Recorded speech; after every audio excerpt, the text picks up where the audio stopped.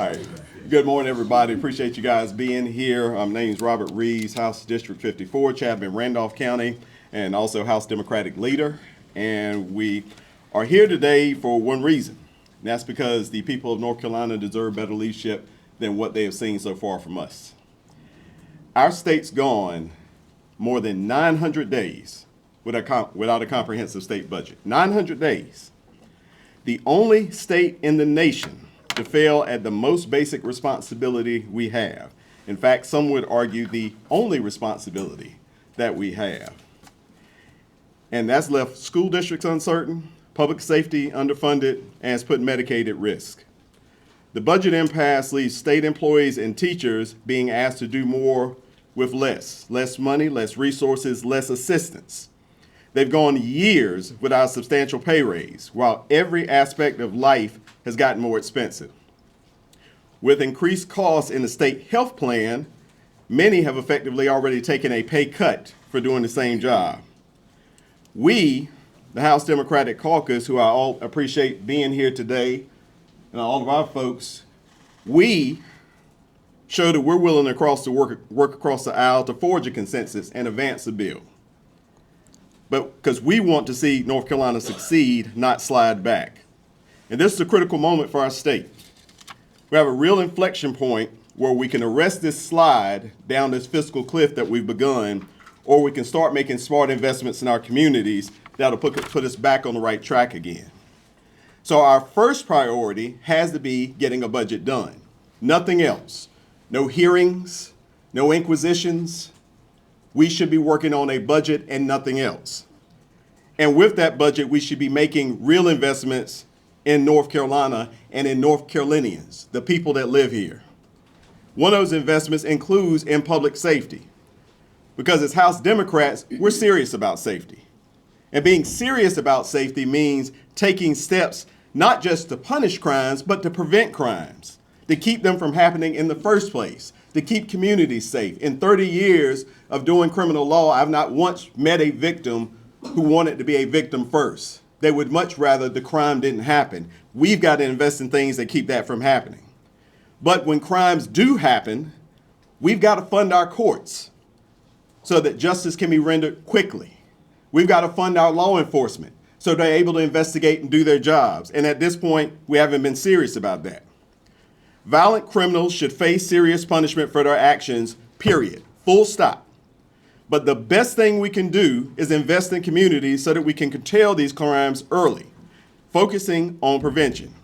Conversations about public safety are going to be ongoing all session, but they must include real investments in mental health services and ample resources for law enforcement officers. Law enforcement officers have been begging us to just do law enforcement. But right now, they, just like teachers, are being asked to do tons of other jobs as part of their duties because we refuse to fund the resources that it takes to help them focus on doing their jobs and doing them well as they always do. That includes raisings for law enforcement. Raises that take us from being number 41 in the entire country in average law enforcement pay and number 49 in highway patrol pay. How can you tell people that you care about law enforcement? How can you tell people how much you support law enforcement when you refuse to even do the basic steps it takes to make sure that they can make more money in law enforcement than they can go into work right now at Costco? So over the course of the next few weeks, we're going to continue to hold press conferences. And we're going to continue to outline what our priorities are for making North Carolina a better place, for making North Carolina a safer place, for making North Carolina a place that everyone feels good about, not just living in, not just being from, but coming to.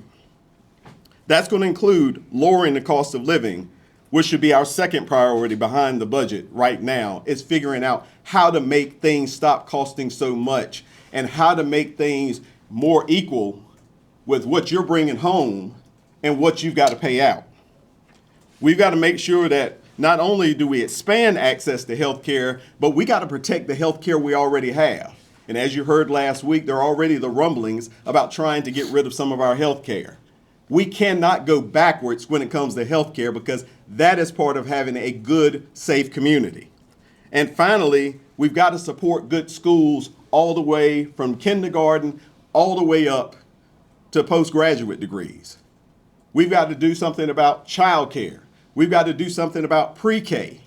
Because at the end of the day, the reason businesses walked into the door here and the promises that we have made them over the last 30 years is we are promises business that if they get here and if they come here, that we will make sure that they've got a good, healthy, smart workforce.